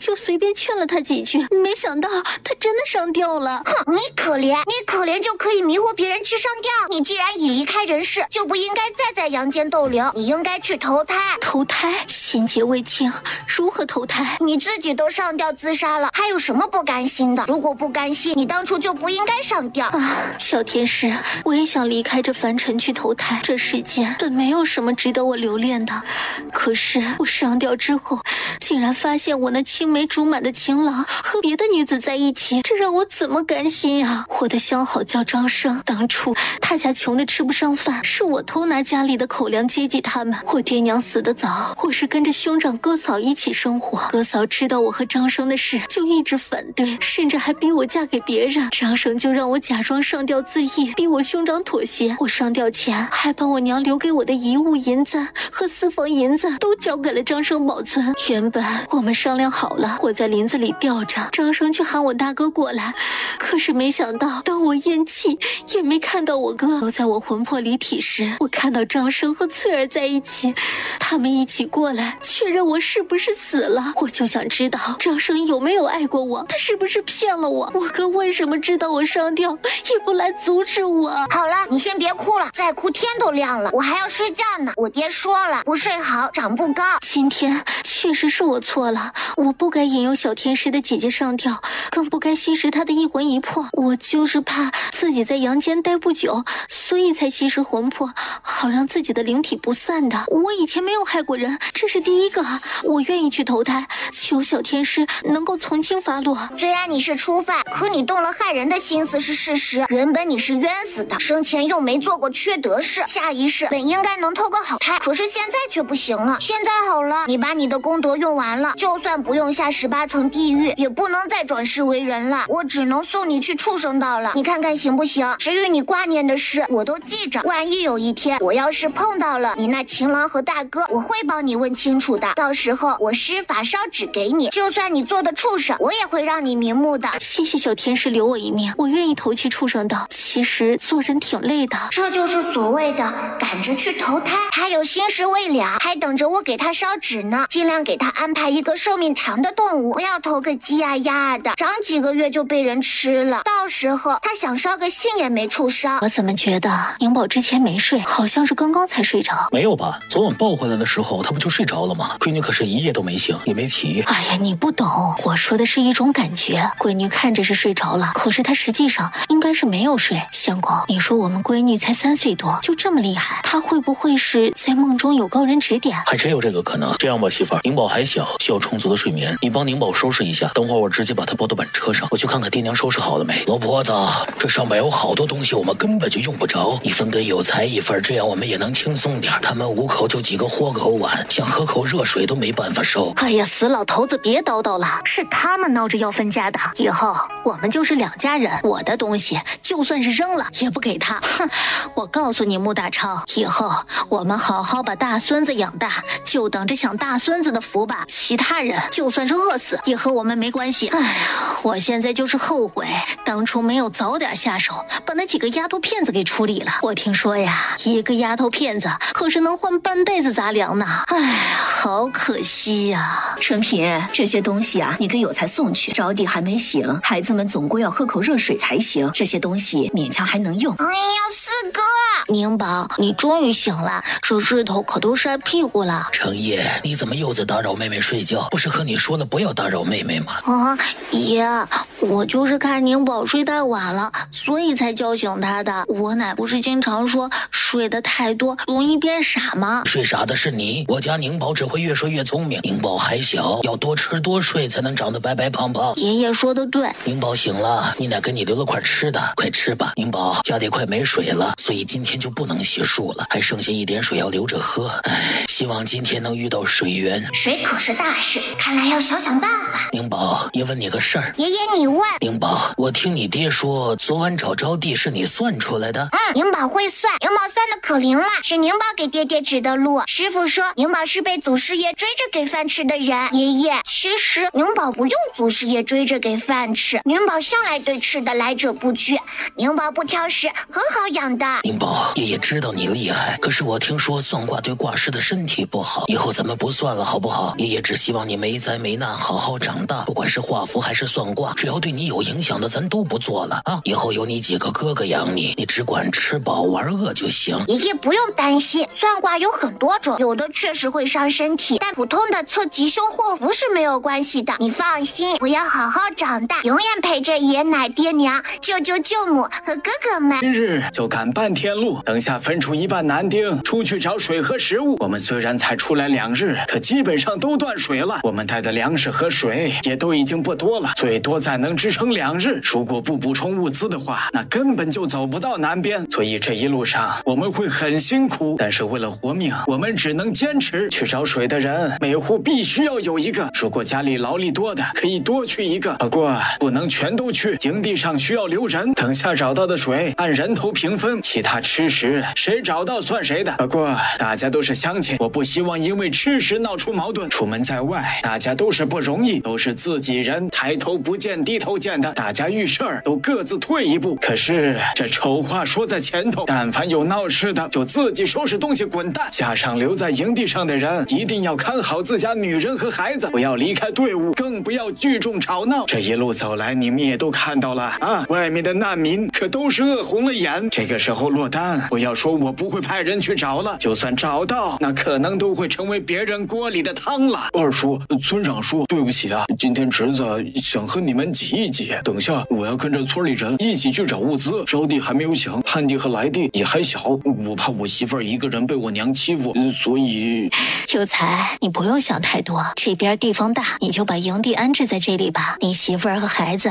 你也放心，有我和你二婶在呢，谅你娘也分不了天。才放心吧，你娘啊也就咋呼劲儿大，其实啊她最好对付。你放心吧，我和她做妯娌这么多年了，对付她还是有经验的。你现在分家了，要多为媳妇儿和孩子想想。你爹娘那边以后有能力就照顾一下，没能力的话先顾好自己的小家。你媳妇儿这些年不容易，你家几个姑娘都是好孩子，你可不能像你娘一样重男轻女啊。二婶放心，我不会的，不管是女儿还是儿子，都是我的孩子，我都喜欢。只是现在成荣是我娘的命根子，现在我只能先顾好几个丫头，等以后安定下来，再想办法好好管教成荣吧。爷爷，我去找村长爷问点事，马上就回来。好，你慢点跑。村长爷，你说爹他们今天能找到水吗？这里离我们家乡并不是太远，我们这一路走来也是没有看到水源，而且这边的树木不茂盛，甚至大部分都已经干枯，更不要说庄稼了。从这些就可以看出，这里的旱情并不比我们老家的弱。我估计这附近有水源的可能性不大，不过我们也不能不去找，只有努力找了才有机会，不找怎么会有机会呢？而且这里有山，运气好的话说不定会有山泉，万一再找点山货野果啥的那就更好了。希望今天能够运气好吧。村长爷，我今天运气不错，要不我跟着一起去。哦，我们宁宝是不是能够算出今天的运道啊？宁宝啊，我听你减肥叔说，昨晚能够找到你招娣姐是你的功劳，是不是真的？算是吧，我可是我们三清山算卦最灵的，找个人还是非常容易的。丫头啊，我以前听村里老人说，水平高的卦师是不轻易给人算卦的，说是会折寿。那你算卦会不会对自己身体有损呢？如果对自己身体有害的话，那以后就不要算了啊！这算卦是窥探天机的事，常言道，泄露天机会遭天打雷劈的。丫头啊，你还小，天打雷劈的事儿咱不要做了啊！穆家人不错，他们都喜欢女娃娃，他们一定会把你好好的养大的，以后就不要算卦了。村长爷放心，我卜卦不伤身体，而且有点厉害哟，带我一起去，说不定还真能找到水哟。那好吧，不过你要自己去和你爷爷奶奶他们说，他们同意你才能够去，不同意的话你可不能去啊。村长爷放心，我会好好的和爷爷奶奶说的。爹，舅舅，你们下晌是不是要去找水？宁宝可是有什么想法？宁宝想一起去。可以，爷爷知道你跟着去不是为了玩，是为了帮大家找水源。你如果想去，可以跟着一起去。爷知道你会武，你力气也大，不过你要记住，身上危险多，遇到事一定要先保护好自己。只有你安全了，你爹和你舅舅才能安全。爷还是那句话，不管能不能找到水，对你身体有害的事千万不能做，你的安全永远放在第一位。王爷，你又在扎马步了？我刚刚好像看到宁宝跟着我爹他们一起上山了，小师傅都不在，你这么认真做什么？练功夫，是为了我自己长本事，不能每日都让宁宝盯着。宁宝那么小，都能跟着爹上山去找水了，我不能拖他们的后腿。我是男子汉，我要好好练功夫，保护奶奶、娘亲、舅母和宁宝他们。表哥，看来我们不能再这样碌碌无为了。以前想着能认识几个字会写自己的名字，只要好好种地就行。现在看来我们要学的还有很多。以前我们跟着爹也学过一点基本功，在这乱世那点功夫还真不够用。你我都是家里的长子，从今天开始我们就带着弟弟们一起努力吧。不管是文还是武都不能落下，特别是武一定要认真学。在这乱世，武是可以保命的。爹爹，你把宁宝放下来，宁宝可以自己走的。这点山路对我来说很简单的，真的。以前在三清观，我整日在后山跑来跑去，那三清观可比这里陡峭多了。我不到2岁就可以在山里自由行走了，而且你一直这样背着我，我总觉得我给您添麻烦了。你是我闺女，我背你开心还来不及呢，怎么会嫌麻烦啊？这山里边太过荒芜，你这么高一点点，在这荒草堆里，虽然这草现在都干枯了，可是这里干草丛生，你这小不点往草堆里一钻，连人都看不到。再说你娘和你爷奶，他们可是千叮咛万嘱咐让我好好照顾你的，万一你受伤了，回去你太爷肯定大耳巴抽我，你奶肯定会把我骂得狗血淋头，你娘肯定晚上不让我进被窝。爹，你好可怜啊！好了，宁宝，别听你爹胡说，你爹就是担心你，不放心你自己走。不过你也别怕连累到你爹，不是还有我吗？我可是你舅，这舅可不能白等。等下你爹累了还有舅呢，舅背你。对，宁宝还有大伯，大伯背你，还有我。哇，这么多人要背宁宝，那宁宝的脚脚就可以偷懒喽。哎呀，建飞啊，这周围的草木都枯了，这山上看起来也不像是有水的样子呀。你说我们这方向对不对呀？娘娘，你喵喵啥？宁宝听不懂猫语。笨蛋主人！啊，有鬼！你是谁？你是在和我说话吗？当然是和你说话呀，别人也听不到我说话。是你在和我说话，你能说话了？我暂时还不能说话，不过因为你之前送女鬼去投胎，又抓了吊死鬼，得了不少功德，我作为你的灵宠，灵力增加了不少。现在我的灵力不够，还不能开口说话，不过我可以和主人用意念交流。啊，主人，我刚刚发现了野鸡蛋，你快让你爹停下来去捡鸡蛋。野鸡蛋，爹，我们往那边走。哇，爹爹，舅舅，快来，好多鸡蛋。鸡蛋虽好，可生鸡蛋不好保存。1个、2个、3个、33、34、35、36。宁宝，你的鸡蛋呢？你的小包这么能装吗？那当然了，我可是有储物符的，别说几个鸡蛋了，就算是几头牛，我都有办法装得下。春平，你们在干嘛呢？快点走了！我带我家宁宝过来上茅房。大柱，有什么发现吗？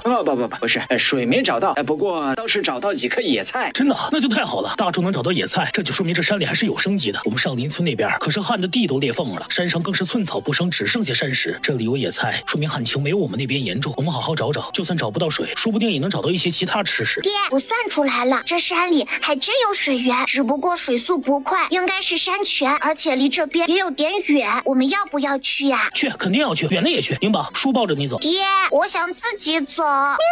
小不点儿，快放了我，要不然我刀死你！不放就不放，到嘴的肉哪有放掉的道理啊？主人快来，我给你抓了一只鸡。宁宝动作迅速的跑过去，哇，今晚有鸡汤喝了。爹爹，你看，我抓到野鸡了，是玲玲发现的，回家奖励玲玲一个鸡腿。好，奖励玲玲一只鸡腿，剩下的一只是你的。这野鸡可真是大呀！虽然有点瘦，可是在山上跑的野鸡炖汤，那肯定非常鲜美。哎呀，春平哥真厉害，竟然能抓到野鸡，运气全靠运气。这山里有野鸡有野菜，说明有水源。我们快点走吧，要不然天黑了就回不去了。我们走了很远，出来的时间也不短了，这水还没找到。我看要不先回去吧。我爹说天黑之前一定要出山，要不然太危险了。建飞，再往前走走吧，都到这里了，现在回去有点可惜。是啊，看这附近树木荒草都是绿的，水源肯定就在这附近。建飞说这附近肯定有水，我们再找找。好，那就再找找。水就在那边山缝里，我早就看到了。早看到了不说，害大家着急半天。找到水啦！哎呀，这水是找到了，可是怎么取水呀？当然是我去接了，叔叔，我刚刚试过了，我可以进去。等一下你们把罐子递给我，我去帮你们接。那不行，你那么小一点点，怎么能抱得动坛子？别说装满水了，就是空的你都不一定抱得起来。再说了，总不能我们一群大男人看着，让你一个小娃娃受累。对呀，宁宝，这瓷罐都挺重的，装满水你大哥他们抱起来都费劲，你这小胳膊小腿的肯定不行。春平别着急，你要相信宁宝，他虽然年纪不大，可他从来不是一个鲁莽的孩子。他说他行，他肯定能行。快好了，我们先看着，大不了打碎一个罐子而已。爹、舅舅、叔叔、婆婆们，们，你们看，宁宝把水打来了，你们快过来，宁宝请你们喝水，环保。看着胳膊成什么样了，宁宝别去了，等下爹去。爹，您个子太大了，会被石缝卡到的。我大师兄说我身上的皮肤比较娇嫩，碰不得，稍微碰一下，不是青就是红。师兄专门给我做了药膏，等回去抹一抹，一会儿就好了。爹，别担心，我们先把水取了，娘亲奶奶他们还等着喝水呢。爹，你和舅舅也去喝点水，我刚刚尝过了，山泉水可甜了。春明、君山，你们快去喝水，这水是真好喝，甘甜爽口。宁宝，你怎么样？刚刚抱那么大坛子出来，有没有伤的？不行的话，我们就带刚刚那个坛子水回去就行了。剑飞叔，我没事，我们好不容易找到了水，肯定不能放过，不仅每个人要喝得饱饱的，我们还要把带来的罐子全部装满。好了，叔叔们，天色不早了，你们把罐子都拿出来，我负责在下边装，你们在上边运，我们要加快速度，要不然天黑也出不了山。我们村粮食多，你们村的人都快饿死了，哪有我们村富有？你看看我吃的白白胖胖的，肯定是我们村过得好。你们村过得才不好，你们穿的那衣服就像个叫花子。两个孩子的吵声引起了众人的注意。穆成荣，你给老子滚回来！村长过来的时候，穆成荣还在不甘示弱的吵，他指着小男孩一蹦3尺高。你看你个穷鬼，连口水都没得喝。我奶说了，我家水多着呢，让我随便喝，而且我爹他们去找水了。我奶说，等我爹找水回来，他把水全部要回来，不让家里的赔钱货喝，全部给我洗澡。洗澡，你洗过吗？哪个王八羔子打小爷，是不是不要命了？我等下让我奶打死你！村长爷，刚刚不还说我是王八羔子吗？现在知道喊爷爷了啊！老头子，我可承受不起呀！大家都是穷苦出身，如果不是过不下去，谁也不会出来逃荒。现在我们村700、800人都快断水断粮了，哎呀，这日子难过呀！大家都警醒一点，天快黑了，大家千万不能够擅离职守。我今天眼皮总是跳，总感觉会有不好的事情发生。奶，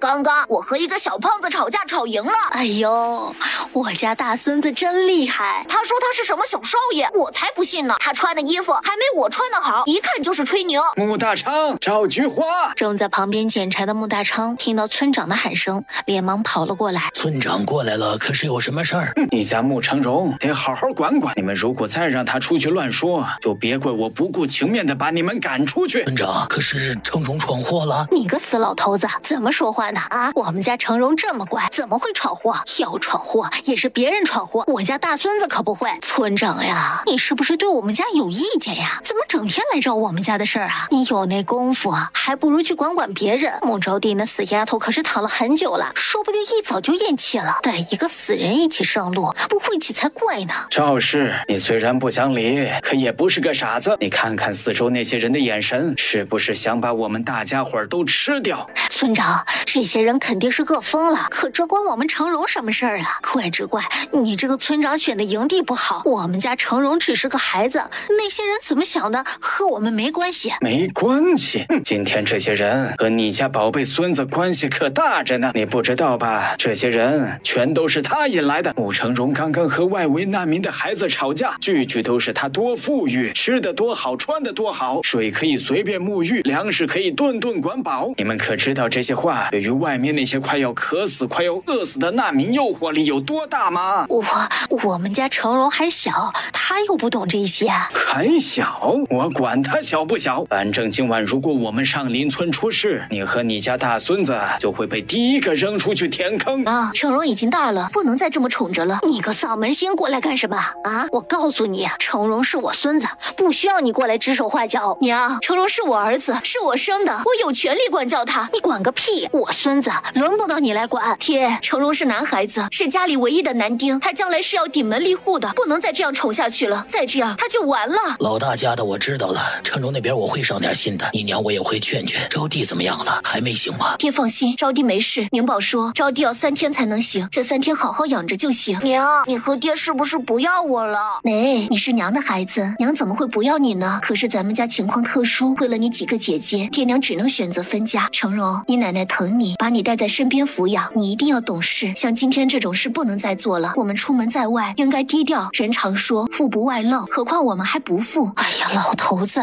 你能不能消停会儿？转得我头晕。哎呀，今天出去找水的人就剩建飞他们一组没有回来了，我有些担心呢。哎，不知道为什么我今天总感觉有些心神不宁，好像有事要发生啊。啊。我知道你担心孩子，可孩子大了，我们应该相信他。再说了，春平和君山都在，还有宁宝。别看那小丫头年龄不大，可我总觉得那丫头不简单，说不定呀，那丫头会是我们上林村的福星。老哥，没想到你身上竟然有功夫，以前没听你说过呀。家里面出事前练过。宁宝，怎么了？可是出什么事了？还是哪里不舒服？爹，今夜大凶，剑飞叔，我测的是营地的吉凶，刚刚算了3遍，卦象都显示大凶，我们需要快点回去，要不然我怕来不及。老爷，老奴感觉情况不对，要不我们也撤吧？撤？我们这群人能撤到哪里去啊？如果我没猜错的话，外围这些难民是今日松儿还有隔壁那胖小子吵架招惹来的。那些难民可都是快被饿疯了的。今日是2个臭小子各自炫耀，再加上他们2个都是那白白胖胖的体型，一看就不像是吃过苦的。看来就要让那孩子吃点苦头了。要是再这样继续下去，孩子就被养废了。也许我们也是外围难民的目标。隔壁那群人有几百人，我们才几十人。如果和隔壁结盟，说不定我们还有一线生机。可如果我们离开，那就是狼入虎口啦。老爷的意思是要和隔壁结盟？对，管家，你走一趟，去和他们村长谈谈，看看他们那边有没有对策。站住！你是谁？到我们营地所为何事？林海说着，还拿出手里做武器的柴刀，指向管家。管家连忙弯头哈腰：“小哥别动怒，我是在你们隔壁扎营那户人家的管家，想和你们村长商量点事儿，希望小哥能帮忙通传一下。”大圣哥呀，我今天有点心慌啊！今夜如果出事，就让孩子们带着你往山里走。我突然觉得山里比外面安全。大江，事情还没发生，你先别慌。你可是我们上林村的主心骨，你如果慌了，大家会更慌。不就是难民吗？我们也是难民，不能罢，大不了拼了。出来逃荒本就劫难重重，这种情况我们出发前就已经预测到了。大江，面对流民，我们更不能怕，更不能怂。建飞他们还没回来，不知道孩子们在山里面是不是遇到什么危险了。我们在外边一定要把大本营守好，不要等孩子们回来，他们连家人都没有了。唉，只怪我这身子不争气，不能帮上你们的忙。大圣哥呀，你别这么说，当初你也是为了救我们的父老乡亲。好了，过去的事儿不说了，我们来说说现在的情况。大江叔，大海，你怎么过来了？可是出了什么事儿？叔，您别急，没出事儿。大江叔，在我们隔壁安阳的那户人家刚刚过来一个管家，说是有事儿和您商量。是今天和穆成荣骂架的那户？哦，对，就是那户。看来不止一家慌啊，他们应该比我们还慌。大圣哥，我过去看看，2家惹的祸，总不能让我们一家担着。不知这位管家有何事啊？村长是这样的，我们老爷觉得今晚应该有场硬仗要打，想和贵村结个伴儿，不知是否可行啊？我们2家营地这么近，结不结盟，我们都是外边那些人眼中的肥羊。这里如果真的出事，难免都要守好各自的阵地。村长您看啊，你们人多，我们人少，我们老爷的意思是我们这边的家庭帮忙守一个方向，让我们的主子们能带着行李进你们的营地里面去。不必了，不用这么麻烦，我们村的村民都粗俗，贵妇主子那可能住不惯，而且我们村的各户营地已经安置好了，你们现在进营地，大家还要给你们腾地方，这实在是太麻烦了。贵妇有心的话，就守好你们外围，别让贼人从你们那边闯过来了。哎呀，行了，没什么事，我就回去了。林海，今晚警醒一点啊，把这边给我守好了，一只老鼠都不能放进来。大哥，人都找好了，一共50人。外边流民这么多，怎么才50人呢？哎呀，这会不会太少啊？哎呀，流民是很多，可也都是普通百姓，大家都不想去冒险。如果日子能过得下去，谁也不愿意去杀人放火。大哥，50人也够了，对方人虽多，可大多是老人和孩子，我们这50人那全是青壮年，对付他们那绝对绰绰有余。好吧，等下你们各带一队，从不同的方向闯进去。大家记住啊，我们为的是物资，尽量不要伤人。况且我们人少，不要贪多，只抢粮食和水，其他东西不要拿。大家等一下，你们看那边。大家把手里的东西放下，我们空手过去，反正天黑的东西放在这里也没人能发现。平哥，你抱着宁宝在那边等着吧，等些免不了打斗，我怕吓到孩子。是啊，平哥，宁宝可是我们的小福星，可不能出事儿。叔叔们，既然我是小福星，就更应该跟你们一起去了。爹爹，你知道我很厉害的，有坏人闯进营地，奶奶和娘亲爷爷他们一定会非常担心的。宁宝要去保护他们的。好，那就一起去。穆春平他们两手空空，一样武器都没有。宁宝皱了皱眉，然后拉着穆春平和沈君山往一边走去。叔叔们，等一下，我们去取点东西，一会儿就过来。爹，舅舅，我给你们看点东西。宁宝说着，小胖手一挥，口中念了一个咒语，他们面前的地上立马出现了一堆铁器，还有红缨枪和大砍刀、小匕首。这些东西在师傅给我的储物符里面，我看了一下，这些都是三清道观里的。我师傅应该是把道观给搜刮了个干净，也不知道他老人家究竟要干啥，竟然把整个道观都搬空了。今晚要打仗，没有武器可不行，所以我想把这些拿出来。看来我家师傅还是非常有先见之明的。安全，安全，安全！正和老范在荒山露宿的三清道长突然连打3个喷嚏。哎呀，看，着凉了吧？啊，没见过这么对自己狠心的人。哎呀，这么大的一个道观，你把全部东西都搬空了给那个小丫头，连个破棉被都不给我们留。宁宝蹲在地上扒拉他拿出来的一堆东西。爹爹舅舅，你们挑挑看，有用的留下，没用的我再收起来。穆春平认真地看着宁宝，严肃地说道：宁宝，人心险恶，以后这些能力万不能在外人面前显示。宁宝乖巧地点点头。爹爹和舅舅是自己人。沈君山宠溺地揉了揉宁宝的头顶，他没有多说什么。春平，先挑武器吧，宁宝的事回去再说。宁宝，这把枪可以送给舅舅吗？宁宝皱了皱眉，舅舅好像认识这把枪。好啊，舅舅喜欢就送给舅舅。宁宝先帮舅舅放着，以后舅舅再找你拿。这些东西做武器刚刚好。春平哥、君山兄，你们是怎么找到的？穆春平平静地看着地上的东西。我们上山时宁宝发现的，刚刚看到大家没武器，他才想起来。我猜应该是附近的村民出去逃荒时藏在这里的，没想到被我们给捡到了。营地上危机还没有解除，大家不敢耽搁，一人拿起一个顺手的武器，快速下山。宁宝手里握着他的小木剑，跃跃欲试。爹，到营地了，我去找娘。我们这么晚没回来，娘一定非常担心。穆春平看着黑乎乎的夜色，有点纠结。不行，宁宝这天太黑了，你一个小孩子不安全。爹，没关系，宁宝会小心的。前面就是营地了，里面都是我们村的人，不会有事的。穆春平看着小闺女期盼的眼神，不由自主的点点头。好，那你一定要小心点，遇到危险就大声喊。爹爹放心吧，我会保护好自己的。你也要保护好自己，别让自己受伤，要不然宁宝会心疼的。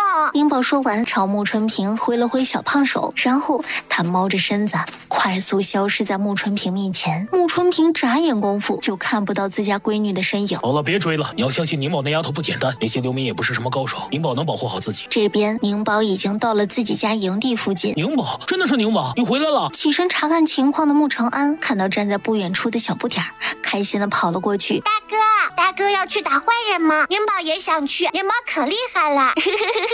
大哥，你这底盘太弱了，需要练。以后大哥跟着宁宝一起练，宁宝一定把你教得非常非常厉害。不对，大哥以后要做天下第一厉害。行动不便的穆大胜正躺在地铺上烦闷，突然他好像听到了一个熟悉的声音，连忙对自家老伴喊道：老婆子，你去看看是不是宁宝回来了？我怎么好像听到宁宝的笑声了？听到穆大胜的声音，宁宝连忙回过神来，他朝穆长安叮嘱道：大哥，你不要乱跑啊！等下我和您一起去找村长爷，我有事要和他说。宁宝说完，快步朝穆大胜走去。爷爷，宁宝回来了，你有没有想宁宝啊？想，爷爷都想你好久了。如果不是爷爷腿不好，早就去找你了。说到穆大胜的腿，宁宝也顿了一下。爷爷别着急，宁宝回来了。爷爷，我们今天找到了水，还捡到了野鸡蛋，猎到了野鸡、兔子和野狼。宁宝，你们今天遇到狼了，来让爷爷看看你受伤了没有？你爹和你舅舅他们呢？回来了吗？有没有受伤？爷爷别担心，我没有受伤，我爹和我舅舅也没有受伤。我们刚刚回来时发现有坏人，爹和舅舅就去打坏人。宁宝怕爷爷担心，就先回来。喵。被宁宝派去查探消息的玲玲跑了过来。村长刚走到林海职业的地方，就听到林海和人在争论着什么。这位小兄弟，你就行行好，让我们家的主子进营地吧。这里是一袋杂粮，就当是给小兄弟的见面礼了。林海看着管家递过来的一袋子杂粮，坚决地摇摇头。不行，村长说了，谁都不能进。哎呀，小兄弟啊！林海说你太客气了，人家管家都说了这是见面礼。林海说如果不收，不是不给管家面子。可是林海说见面就是缘分，见面礼就收去吧。至于其他的事，那是村长的决定，我们也无能为力。不过这位管家，你们的营地和我们的营地挨得这么近，从远处看就跟一个一样，其实根本不需要搬来搬去。你们把你们那边外围收好了，不就什么事儿都没有了吗？还是说你们根本就没打算处理，只想躲在我们的营地里坐享其成？最好等流民来袭时，你们直接拿我们的村民做垫背。不，绝对没有。被说中了打算的管家心虚的连连摆手否认。宁宝看着管家变幻莫测的表情，忍不住小声嘟囔了一句：坏人快倒霉。赔了粮食，目的也没达成，管家最后只能无趣的离开。管家前脚离开，村长后脚就从暗处走了出来。大海呀，以后做事别那么直。你看陈安做的就是非常不错，现在呀可是荒年，一粒粮食都可能救命，况且是一小袋呢。既然别人送上门了，那就不能推回去。你先把粮食放好，这边有我先在这里盯着。看着林海离开，来，宁宝，哎呀，你是什么时候回来的？你爹和建飞叔他们呢？还有你们今天怎么这么晚才回来呀？可是遇到了什么事情？有没有受伤？大家都好吗？你停，村长爷，你问的问题太多了，宁宝手指头都不够用了。村长愣了一下，村长爷，我是刚回来的，先去给奶奶娘亲报了平安，然后就过来了。我爹和建飞叔在外围对付坏人，我们今天找到了水源，就是水源位置不太好，取水比较麻烦，我们为了取水耽误了点时间，后来又遇见了恶狼，然后又打了一架，不过大家都没有受伤。狼？你们今天遇到狼了？村长和穆长安异口同声的朝宁宝问道。村长爷，宁宝没有受伤，今天虽然遇到了狼，可也找到了水了。听到找到水了，村长正开心着呢。村长爷，坏人来了，那个方向10个，那个方向10个，还有那个方向也有。听到有坏人，村长和穆长安同时挡在宁宝前面。成安，你快点带宁宝回去，这里不安全。就在穆长安和村长着急的时候，宁宝接收到玲玲传过来的消息。村长爷，坏人被抓了4波，一共40个，还有10个在隔壁营地上。村长一听人被抓到了，他连忙着急着跑去处理。村长走了，这边只有已经回来的林海和穆长安他们3个。宁宝朝着对面的营地看了一眼，大哥，对面正乱着呢，要不我们过去看看，说不定有好东西可以捡。穆长安想都没想，摇了摇头，不行，太危险了。大哥，他们才10个人，不够我练拳头的。再说了，我们又不是去救人，而是捡物资。宁宝说着拿出2张符，一张先贴在自己脑门上，念了声咒语，自己瞬间就在穆长安视线中消失。看到消失不见的宁宝，穆长安心中一慌。大哥不要急，我这是用了隐身符，隐身符可是很难画的，我就画了几张，一直舍不得用，今天刚好派上用场。来，大哥，你弯腰，我也给你贴一个。等一下咱们俩一起去，要不然我一个人去你又不放心了。穆长安直接蹲了下来。宁宝，别人真的看不到我们吗？宁宝一本正经的嘚瑟着。那当然啦，我可是很厉害的符箓师，我师傅说我可是个小天才，而且还是自学成才的小天才，属于祖师爷抢着喂饭吃的那种。走吧，对面去看看。宁宝和穆长安因为有隐身符，干脆直接大摇大摆的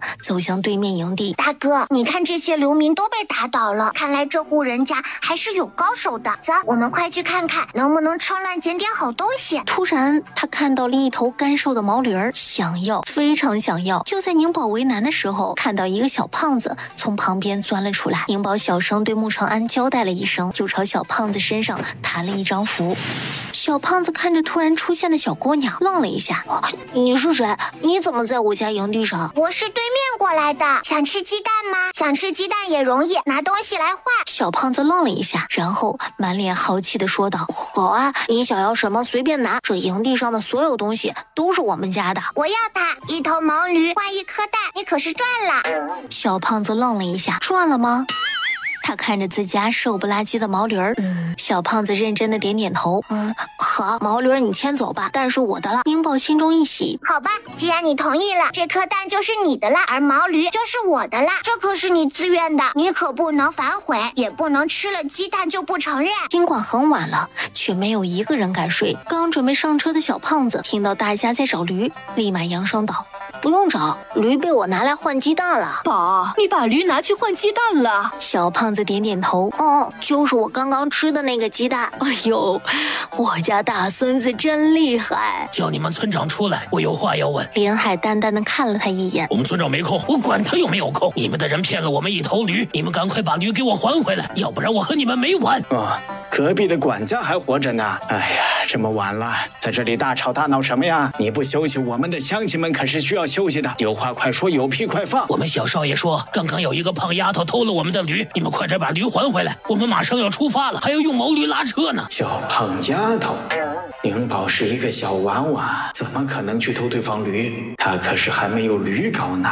就在村长准备怼回去的时候，穆长安走了过来。这位管家，你说我们偷了你的驴，可有证据？或者说我们根本就不是偷的，而是光明正大、公平公正的拿东西换的。听到穆承安的问话，管家愣了一下。哪儿来的毛头小子，一颗蛋就想换我们一头驴，哪有这么好的事儿？穆承安冷笑一声，值不值不是你说了算，也不是我说了算，而是换的人认为值就是值。这样吧，把那小胖子叫出来问问，他是不是自愿的。刚好穆承安看到对面小胖子在往他们这边看，直接扬声道：小胖子，你过来一下。听到穆承安的喊声，小胖子噔噔噔的跑了过来。大哥哥，你们这边有个矮矮的小胖姑娘吗？我想找她换鸡蛋，虽然我家没驴了，但是我家还有其他东西，你帮我问问她要什么，我去帮她拿。穆承安朝他招招手。小弟弟你过来。小弟弟，你认真的告诉我，用驴换鸡蛋的事是不是你自愿的？小胖子点点头。对啊，是我自愿的，我本来还想再换一个的，可是我们家只有一头驴，要不然用马换。不行，我家就剩一匹马了，如果换了我就没有马车坐了。大哥哥，你帮我问问那个小胖丫头要不要管家，一个鸡蛋换一个管家怎么样？小少爷，我们快点回去吧，我听到老夫人在喊你了。承安呐，宁宝真的有用一个鸡蛋换了一头驴。穆承安没有隐瞒，直接点了点头。对，我奶早上给宁宝煮了一颗白煮蛋，也是家里最后一颗鸡蛋，宁宝一直没舍得吃。之前看到他们家小少爷，宁宝就用鸡蛋诱惑了一下对方，就上钩了。哎呀，还是宁宝丫头聪明啊，几颗鸡蛋就换了一头驴。哎呀，其实话说回来，在荒年这鸡蛋也是非常贵的，换他一头驴，他也没吃多少亏。不过你家也确实需要一辆驴车，你爷腿脚不便，让他坐我家驴车他又不肯。现在你家有驴，这就会方便很多。还别说，宁宝这个丫头还真是小福星，不仅是你们家的福星，也是我们村的。第二天一早，宁宝就被营地上兴奋的热闹声给吵醒了。宁宝醒了，要起床吗？还是再睡一会儿？要起床。娘，大家都在闹腾什么？好像很高兴的样子。大家知道昨天你们找到水了，还有那只野狼也被分了，虽然一家没有分到多少，可以能沾点欢喜啊。对了，你的那只猫带回来一头驴，你大哥说那头驴是我们家的，是你挣的。宁宝，怎么回事啊？问你大哥他也没说，他只说等你醒了你会告诉大家的。